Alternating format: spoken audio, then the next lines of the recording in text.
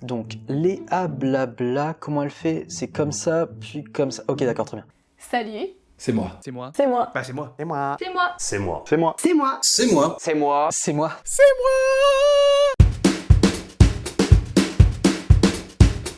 Bonjour à tous et bienvenue dans cette vidéo. Bienvenue sur la chaîne si vous la découvrez. En cette veille de Saint-Valentin, j'ai décidé de vous envoyer de l'amour en plein dans vos mouilles. Que tu sois en couple depuis 5 minutes, depuis 10 ans, que tu sois célibataire endurci ou que tu viennes de te faire larguer et j'en suis vraiment navrée, cette vidéo, c'est un petit moment cocon rien que pour toi où je vais te parler d'amour et de cinéma et pour cela, je vais pas être seule. J'ai fait appel à une tripotée, oui, une tripotée de vidéastes qui sont passionnés par le cinéma ou par la pop culture. Je suis sûre que vous en connaissez quelques-uns parmi eux. Je leur ai posé des petites questions. Je vous laisse avec les réponses. Place à l'amour. C'est parti.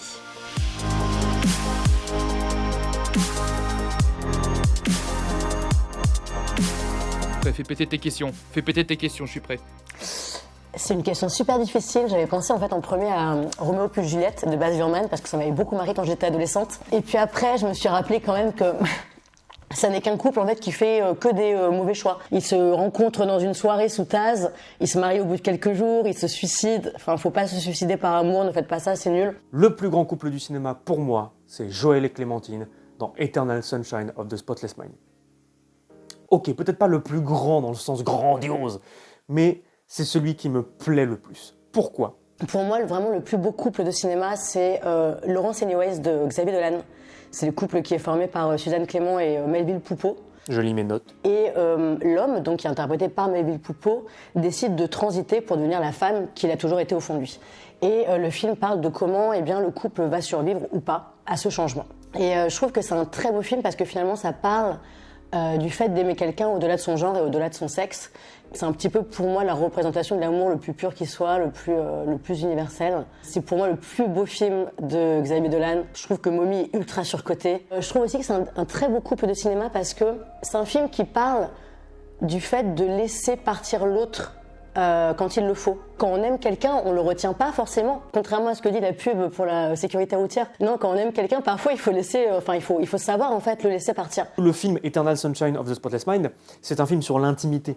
Et du coup, on partage vraiment l'intimité de ce couple. Et c'est quelque chose de super touchant. Il n'y a que dans ce film où je me suis vraiment senti proche de ce couple, où j'ai vraiment eu l'impression qu'on partageait l'intimité de ce couple. L'alchimie entre les deux acteurs, Jim Carrey et Kate Winslet, elle est tellement parfaite. C'est tellement naturel. La façon qu'ils ont d'échanger, la façon qu'ils ont de vivre ensemble. Il y a tellement de sincérité dans leur jeu qu'on peut suivre une histoire qui raconte leur vie de tous les jours. C'est l'histoire d'un couple, tout simplement. Et on est à fond dedans. Moi, je suis à fond dedans. Je suis tellement transporté. J'ai l'impression de voyager dans une autre vie.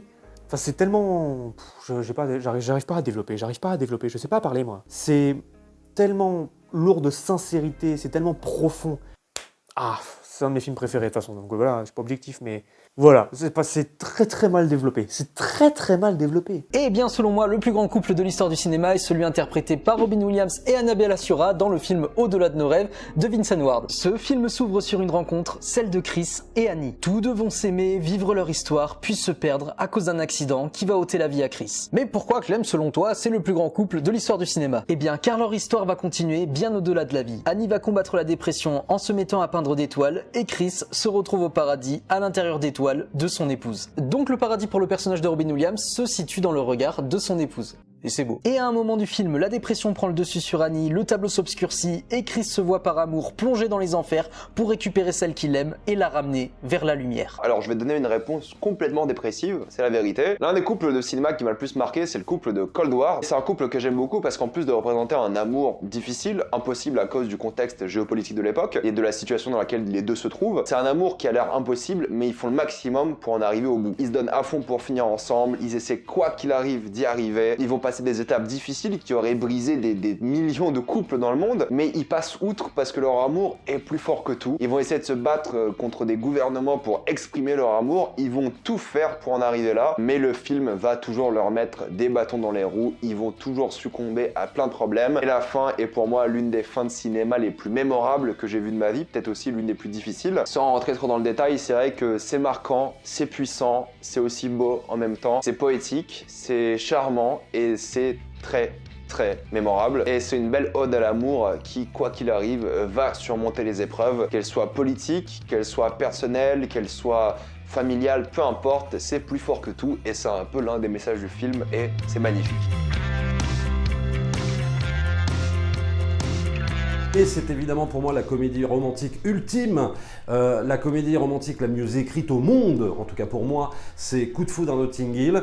Et j'ai choisi ce film-là parce que pour moi c'est une des plus belles rencontres dans le sens où là on a affaire à une histoire d'amour entre deux personnes totalement antinomiques. Et ce qui va être intéressant en fait dans Coup de foudre à Notting Hill et pourquoi cette histoire est touchante pour moi, c'est qu'en fait on va se poser la question de la gestion en fait des sentiments amoureux sur l'autre personne qui n'a rien à voir avec l'autre. C'est-à-dire comment on va gérer une méga star comme Julia Roberts et inversement comment elle, méga star qu'elle est, elle va devoir aussi quelque part composer avec ce petit bibliothécaire. Est-ce que cette histoire d'amour va marcher? Et donc forcément, de par le fait qu'on prend deux personnages complètement antinomiques, il va se poser plusieurs embûches. Pour moi, plus l'histoire d'amour a des embûches, plus pour moi en tout cas elle est très touchante. Voilà. Bah la trilogie Before, c'est honnêtement c'est une des plus belles histoires d'amour que j'ai. Pour moi une des plus belles histoires d'amour du cinéma, tout confondu, tout genre confondu.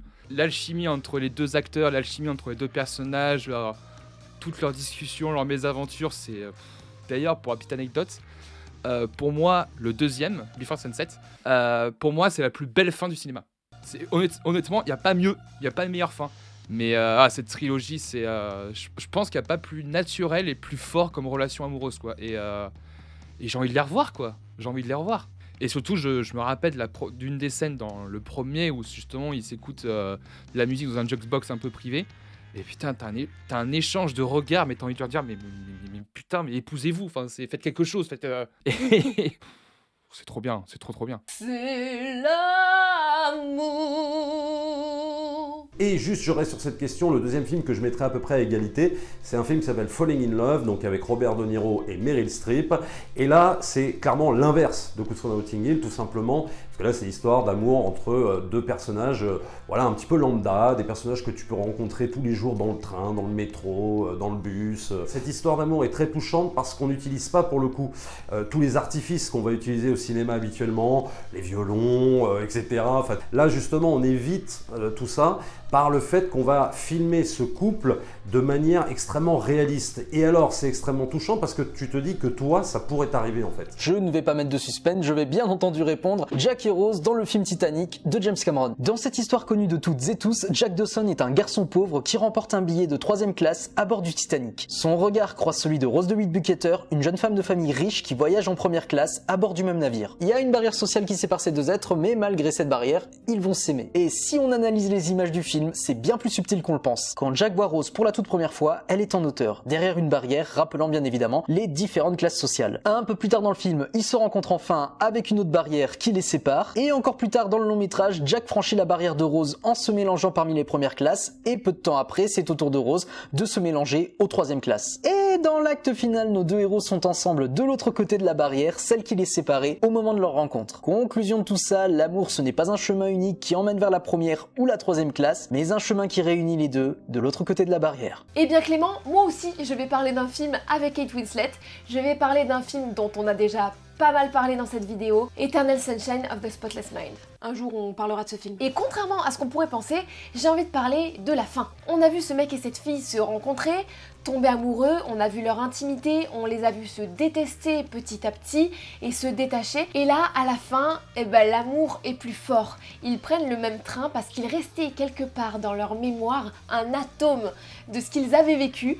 Et du coup, même s'ils s'aperçoivent qu'ils se sont déjà rencontrés, qu'ils ont déjà vécu une relation, qu'ils ont déjà échoué, qu'ils se sont plantés, ils veulent retenter parce qu'ils ont l'espoir et parce qu'ils s'aiment.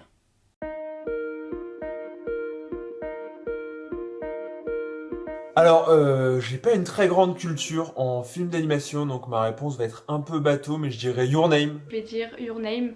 Parce que c'est un film qui est magnifique au-delà de l'histoire, et même l'histoire entre les deux personnages, leur relation, la manière dont elle est traitée d'un point de vue visuel. Tout d'abord, évidemment, c'est magnifique. Le film en lui-même est magnifique, l'animation est magnifique, et la relation entre les deux personnages est sublime et extrêmement touchante. Et puis même, je trouve que c'est un peu en légèreté, tout est en légèreté, tout est aussi dans le non-dit, dans le visuel comme j'ai déjà dit.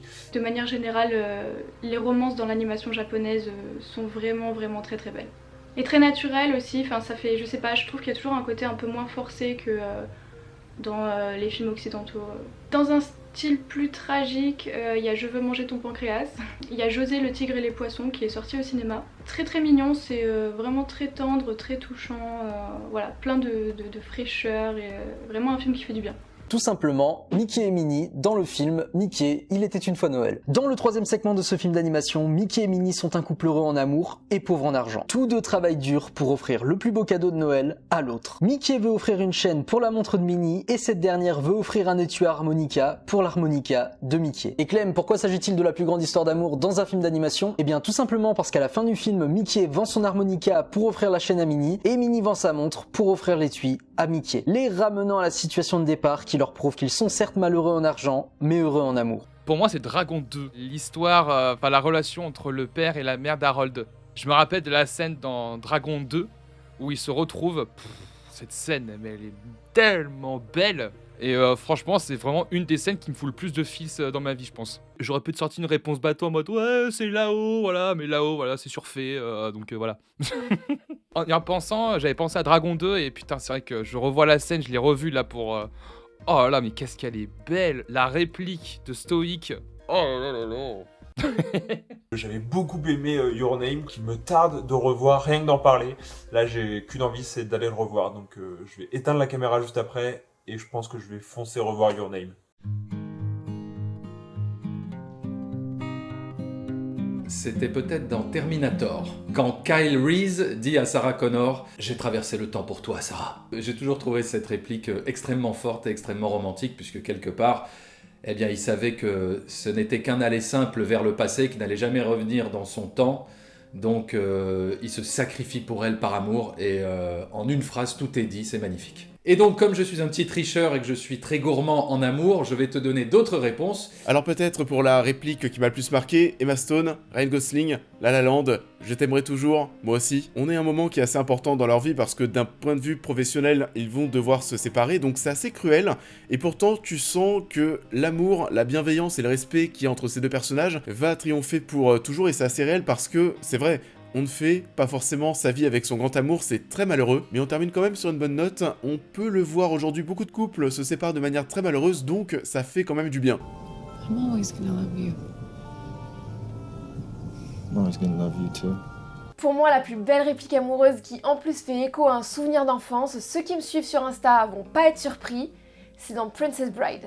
Une jeune fille un peu capricieuse demande tous les jours à son valet de ferme de faire telle ou telle tâche. Et lui, il lui répond toujours par « comme vous voudrez ». Et un beau jour, elle s'aperçoit que « comme vous voudrez », ça veut dire « je t'aime ».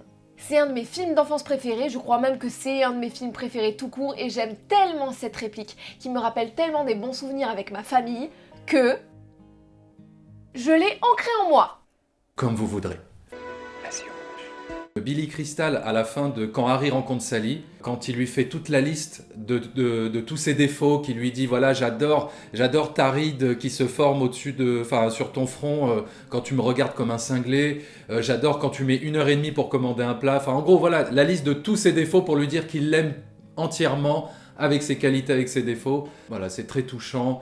Sans être cucu. C'est dans Orgueil et Préjugés. J'aime énormément les dialogues dans le film, dans l'œuvre en général. Et clairement, je trouve que toutes les déclarations dans le film ont un côté à la fois maladroit, pudique et en même temps un peu poétique. Et voilà, j'aime beaucoup. Je crois qu'une de mes préférées, c'est dans Hook, quand Clochette dit adieu à Peter et qu'elle lui dit You know that place between sleep and awake?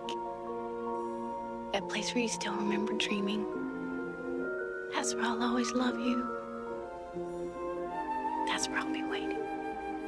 Aimer, c'est de ne jamais avoir à dire qu'on est désolé.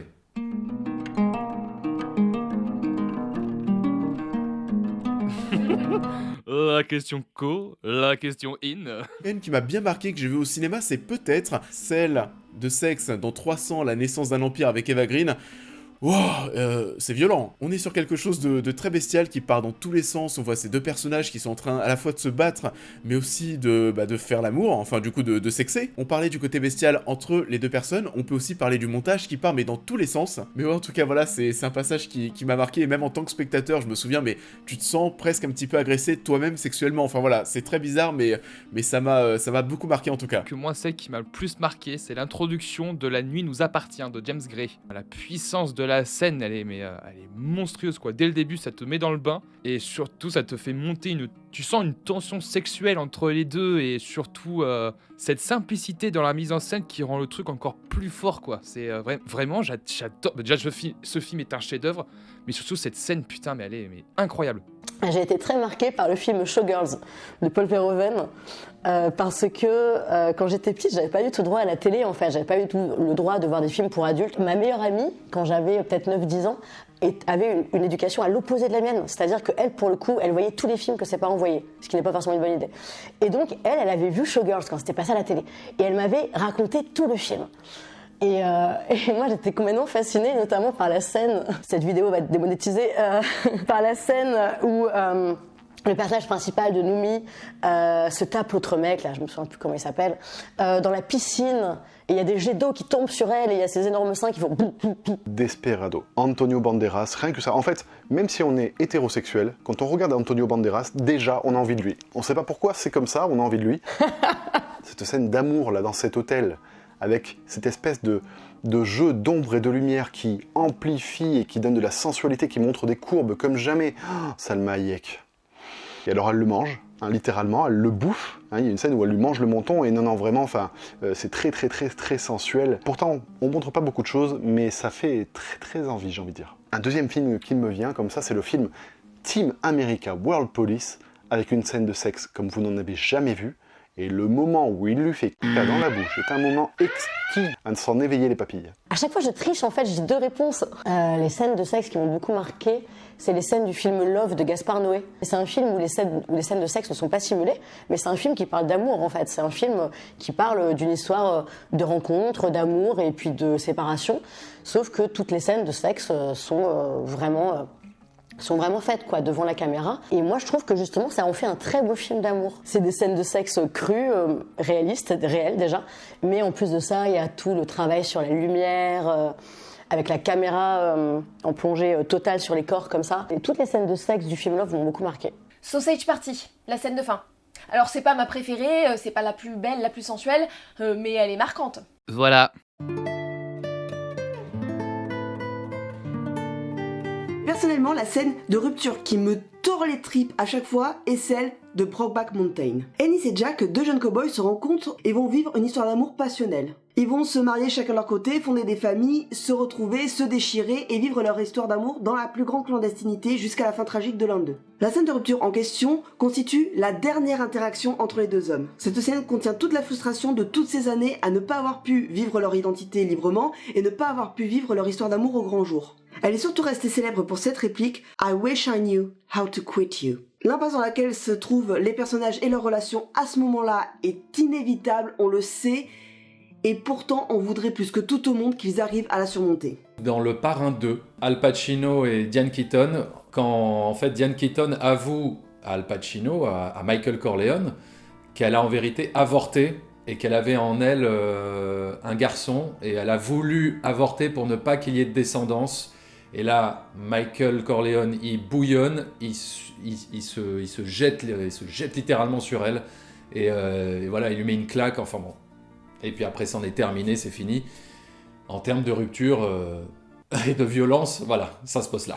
Two Lovers, Joaquin Phoenix et Gwyneth Paltrow. Lui, il s'est fait des illusions en croyant qu'elle allait se mettre avec lui.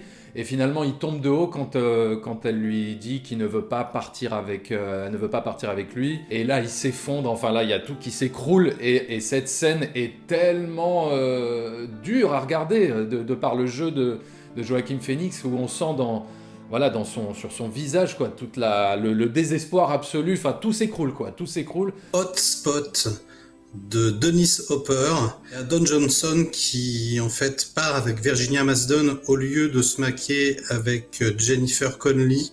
C'est un véritable scandale. Il la laisse toute seule alors qu'elle elle est éperdument amoureuse. Et lui, en fait, il s'en fout. Il choisit, on va dire, le sexe plutôt que l'amour. C'est complètement immoral. C'est un scandale. Sur la route de Madison, réalisé par Clint Eastwood. Bon, évidemment, je ne suis pas très objectif parce que voilà, tout le monde sait que je suis fan de Clint Eastwood. Mais là, vraiment, on a affaire à une histoire d'amour non seulement extrêmement bien menée, et la séparation dans ce film, elle est d'autant plus marquante, c'est-à-dire cette histoire d'amour impossible, qu'on se laisse quand même embarquer pendant plus d'une heure et demie, alors que tout nous indique au départ que ça ne pourra pas marcher, que ça ne pourra pas durer et que ce sera juste une relation. Et donc on est face à cette scène ultime du film, archi déchirante, sous la pluie, avec les deux véhicules voilà, qui sont l'un derrière l'autre. Lui, la suppliant presque de venir la rejoindre, et elle qui sait que par rapport aux conventions, par rapport à ce qu'elle est, cette femme des années 50, qu'elle ne pourra pas en fait succomber à l'amour entamé lors de ce week-end, et qu'elle sera obligée de retrouver sa vie d'avant, quoi. Voilà. Je peux pas rester insensible en fait à cette scène, c'est juste impossible, sinon tu n'as pas de cœur.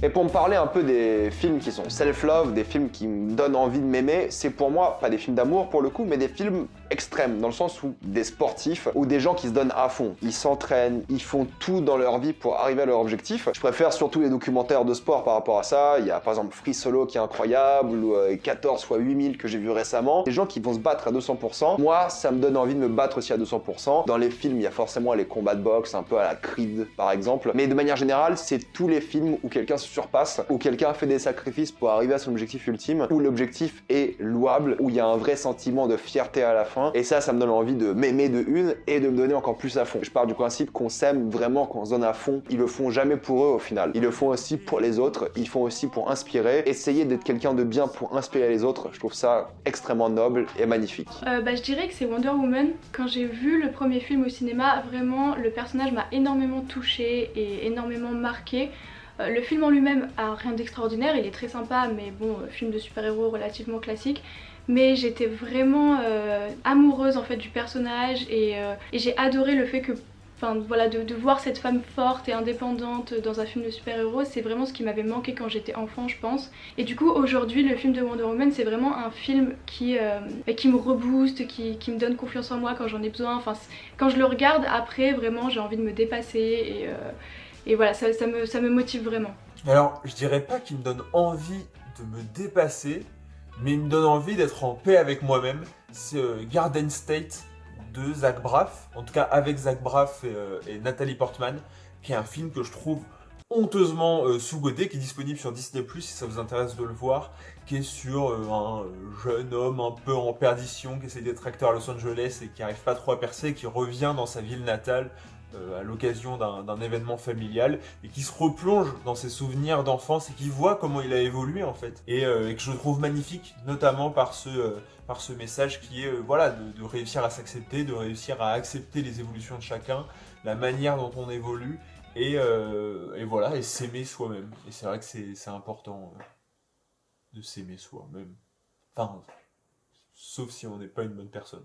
Tic Tic Boom de Lin-Manuel Miranda. Je me suis complètement identifié à Jonathan Larson tel qu'il se décrit dans le film. Je vois tout le monde autour de moi évoluer, tandis que j'ai encore l'impression d'être au même stade qu'à la fin de mes études supérieures. Mais au-delà de l'identification, ce film m'a permis de relâcher grandement la pression sur cette question. Cette limite de la trentaine est une limite complètement arbitraire. Ma mère est artiste peintre et malheureusement décédée l'année dernière à l'âge de 58 ans. Elle avait prévu d'ouvrir une galerie, de présenter ses œuvres, d'enfin se déclarer à l'URSSAF. En tant qu'artiste, c'était une véritable reconnaissance de son statut. Je pense que jamais elle avait imaginé mourir à cet âge-là. Ce film m'a permis de comprendre que le temps n'est pas une limite. En tout cas, s'il est, ça n'est absolument pas entre mes mains.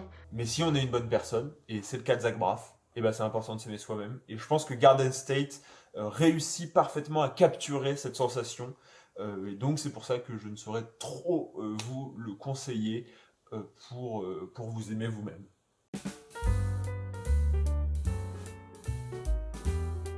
Le film qui me donne envie de rester célibataire, ça sera peut-être Gone Girl. Comment ça peut t'atteindre moralement quand tu vois le personnage de Ben Affleck pris dans tout ce tourbillon, ce bordel qui a été généré de manière volontaire, et bah tu te dis, ouais, finalement le célibat, et bah c'est pas si mal que ça. Alors là, très clairement, sans hésiter, un film qui s'appelle Lune de Fiel, réalisé par Roman Polanski, une histoire d'amour archi destructrice, où quand tu vois le film, vraiment, t'as pas envie de te mettre en couple, mais alors là, vraiment. C'est un film qui raconte à la base une histoire passionnelle, une histoire d'amour complètement folle, et puis cette histoire d'amour les conduit très clairement à l'autodestruction, à se détester. Il y a des jeux de domination extrêmement pervers, donc évidemment ça pour moi ça restera pour moi vraiment le film emblématique de pourquoi je n'aurais pas envie de me mettre en couple. Basic Instinct. Je peux pas dire mieux, c'est... En fait, il me fait devenir célibataire à chaque fois que je le mate. C'est-à-dire que quand je le mate et que je suis accompagné, bah, tout de suite, je quitte la personne avec qui je le mate. C'est très compliqué, sachant que j'ai vu le film 50 fois. Je dois vous avouer que c'est pas facile tous les jours. J'ai un livre sur lui derrière moi. Je pense qu'on est toutes d'accord pour dire que c'est Gérard Depardieu. Non, c'est faux. C'est complètement une blague. Ça n'est pas Gérard Depardieu. C'est faux. J'ai pris des notes. Leonardo DiCaprio, parce qu'il est souvent célibataire. Très souvent. Mais pas toujours. Beau gosse, il tue des ours, il rampe un couteau entre les dents, il meurt pour une femme en coulant comme un iceberg. Si ça, c'est pas badass. Ça n'est pas un personnage auquel je pense, c'est une comédienne, mais qui est maintenant donc célibataire. Je pense à Angelina Jolie, parce que déjà, elle a joué énormément de rôles très badass. Ce qui la rend hyper sexy pour moi, c'est qu'elle assume ses convictions. Notamment, je trouve que c'est une réalisatrice qui est malheureusement trop sous-cotée. En fait, on ne sait pas assez ce qu'elle a fait en tant que réalisatrice très engagée. Le Pays du sang et du miel. Je trouve que c'est un choix ultra radical de faire ça comme premier film en tant que réalisatrice hollywoodienne. Ensuite, elle a fait un film de guerre qui s'appelle Invincible. Et ensuite, elle a fait un documentaire sur le génocide khmer. Enfin, voilà. Angelina Jolie, pour moi, c'est la célibataire la plus badass, la plus sexy du cinéma. Le célibataire le plus badass du cinéma. Obi-Wan Kenobi. Chevaleresque, beau comme un dieu, badass, pas de femme. On m'a soufflé John Wick à l'oreille, c'est vrai, mais moi j'aurais plus pensé à Voldemort quand même. Parce que bon, en même temps, le célibat est quand même littéralement justifié, hein, bon voilà. La dentition, tout ça, ça va pas du tout. Puis un peu psychopathe sur les bords aussi. Pas de chaussures, une robe de chambre, enfin bon, y a rien qui va. Mais en dehors de ça, il y a de la badasserie. Il y a de la badasserie. La meilleure comme ça c'est compliqué, mais en tout cas celle qui m'a le plus marqué et qui me marque encore aujourd'hui c'est Rocky et Adrienne. Parce que c'est quand même une histoire d'amour qui s'étale sur plus de 6 films, sur 40 ans, et pour le coup il y a une véritable évolution des deux personnages. Les deux ont ce point commun dans le premier Rocky d'être des sortes de bêtes de foire quoi. On a le boxeur avec la gueule un petit peu cassée, et puis on a cette vendeuse dans le magasin d'animalerie qui sait pas se fringuer, qui est ultra timide, ultra réservée, et puis il y a cette évolution incroyable qui arrive dans le 2 où là justement elle tombe enceinte, ils se marient, et dans le 3 où là le rapport de force est complètement inversé, c'est-à-dire que Rocky va complètement se reposer sur ses épaules, et ça va continuer dans le numéro 4, dans le numéro 5, où c'est toujours elle qui va avoir cette clairvoyance, qui va avoir cette vista, quoi, cet œil ouvert, quoi, tout simplement, là où lui va pas comprendre les choses, c'est elle qui va lui faire comprendre. Jusqu'à bien sûr sa disparition tragique dans le 6e opus. C'est une histoire d'amour incroyable, incroyablement touchante, du début à la fin. C'est un amour unique qui a duré toute une vie, et c'est ça qui rend le couple hyper marquant, quoi. C'est qu'on les a vus évoluer, que ce soit physiquement, mentalement, et pendant des décennies. Mia et Sébastien dans La La Land, gros film américain, et qui m'avait tellement touché, notamment par cette relation, notamment par le fait que, spoiler si vous n'avez pas vu La La Land, à la fin ils finissent pas ensemble, et je trouvais ça tellement beau de dire, voilà, c'est deux personnes qui s'aiment, qui s'aimeront peut-être encore, qui s'aimeront encore peut-être toujours, mais qui ne finissent pas ensemble, tout simplement parce qu'à un moment, la vie a décidé de les séparer. On s'attendrait que normalement un film comme ça finisse avec les deux personnages ensemble, qui s'aiment, qui ont des enfants et qui font une famille. Non, là au contraire, ils réussissent chacun leur destin, leur carrière, mais au profit de leur relation. On pense tout de suite relation d'amour, homme-femme, coup de cœur, rencontres difficiles, etc. Et d'ailleurs, j'adore les films des amours impossibles. Vous savez, ces films où en fait on sait qu'ils ne pourront pas finir ensemble, mais l'histoire est tellement belle. C'est peut-être le fait d'ailleurs qu'elle ne puisse pas se faire que du coup chaque moment vécu sur le moment fait que c'est très très prenant, c'est hyper intense. Je pensais à tous ces films d'amour qu'on peut voir régulièrement, mais en fait une histoire d'amour qui m'a le plus emballé, c'est pour le film La vie est belle, puisqu'on parle d'amour envers son enfant, et là du coup c'est un papa qui va procurer de l'amour à son enfant et qui va lui montrer qu'il l'aime en fait en lui cachant les souffrances et en lui montrant des choses jolies et joyeuses jusqu'à la fin. Et voilà, je trouve ça assez poignant, je trouve ça assez déchirant en fait, et tout ce qui touche à l'amour entre parents et enfants, c'est quelque chose qui me parle. Moulin Rouge de Baz Luhrmann. Histoire d'amour entre Satine, star incontestée du cabaret Le Moulin Rouge et prostituée, et Christian, aristocrate britannique désargenté qui est venu à Paris pour expérimenter la vie de bohème et qui se rêve artiste. L'un va sublimer sa condition d'auteur et découvrir le vrai sens de la plus puissante émotion qui existe au monde, l'amour, mais au prix de la plus terrible épreuve qu'il aura jamais dû avoir à traverser. Et l'autre va enfin se sentir valorisé en tant qu'être humain et aimé pour elle-même et va nourrir l'espoir d'une vie meilleure, espoir qui vont malheureusement être fauchés par une fin précoce. On va nourrir notre espoir en miroir à celui du personnage, de voir ces deux jeunes gens libres de vivre leur amour comme ils l'entendent, pour ensuite nous faucher dans la dernière scène. Cool, l'un de mes films préférés c'est In the Mood for Love, mais il correspond à aucune de tes questions. Parce que c'est pas vraiment couple, ils ont pas vraiment de scène de baiser, mais c'est l'une des histoires d'amour tout de même les plus belles de l'histoire. Donc je le recommande aussi. Pour moi, le plus pur, le plus authentique, j'ai envie de dire Rocky. Rocky embrasse Adrienne pour la première fois dans son appartement. Je trouve ça très beau, très pur.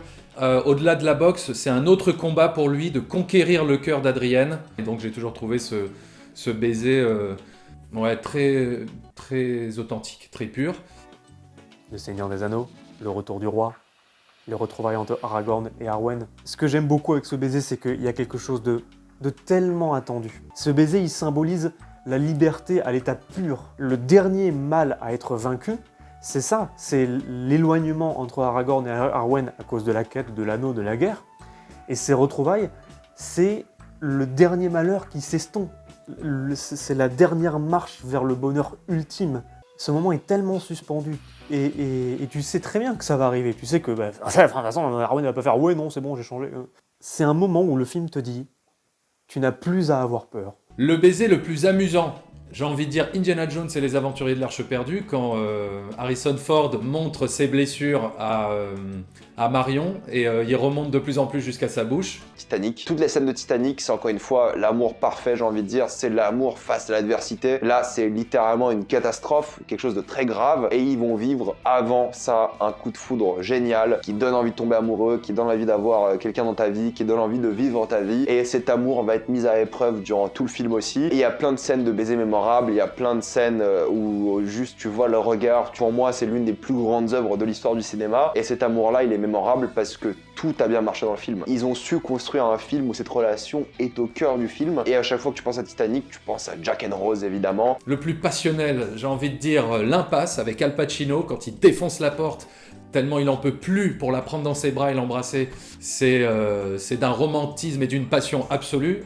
Forcément, c'est Brian De Palma. J'ai hésité avec le baiser de Roméo plus Juliette, ce baiser dans l'ascenseur où la caméra tourne autour d'eux, le début de cette boucle infernale et où on sait très bien comment ça va finir. Alors il y a deux baisers de cinéma que j'aime particulièrement. Le premier, c'est celui de Sam Raimi dans Spider-Man, le premier où il y a le baiser inversé qui est très beau, hein, voilà. Et puis j'adore également le baiser de fin du Dernier Samaritain avec Bruce Willis, où voilà, sa femme lui demande d'avoir un petit peu d'amour propre, et du coup il l'embrasse en lui disant « Va chier Sarah, s'il n'y a pas ces flics de merde, je te cracherai à la gueule ». Ah, le plus beau baiser pour moi, c'est le baiser de la mort dans Le Parrain 2. Alors beau, pas dans le sens où on l'entend évidemment, mais beau parce que c'est un des baisers les plus authentiques. Ça n'est pas un baiser d'amour, c'est un baiser de fraternité, puisque c'est deux frères, mais c'est surtout tout ce qu'il annonce qui rend ce bisou incroyable. C'est littéralement le baiser de la trahison. C'est l'ultime geste affectif d'un frère à un autre, avant de le buter, tout simplement. Puis quand on voit toute la rage qui ensuit sur les yeux de Pacino, quand on voit cette tristesse et quand on voit la peur littérale de son frère, c'est pas grandiloquent, c'est pas un baiser amoureux, mais c'est un baiser qui est marquant, ça c'est sûr. Mais je crois que ma scène de baiser préférée, ou en tout cas celle qui me vient là, c'est dans La La Land. À la fin, vous savez, quand Mia et Sébastien échangent ce fameux regard, ce regard de bienveillance, ils ne sont plus ensemble, mais ils se souviennent de l'amour qu'ils ont eu, et on revoit une de leurs premières rencontres dans le bar. Et sauf qu'à ce moment-là, Sébastien, au lieu de partir, il chope Mia et il l'embrasse. Et là va s'en suivre toute une séquence de vie fantasmée, de soutien, d'amour, de fondation d'une famille, d'un foyer, une vie fantasmée qu'ils n'auront jamais. Et donc c'est même pas un vrai baiser, c'est un baiser imaginé, mais je trouve ça extrêmement fort et je trouve cette fin extrêmement forte.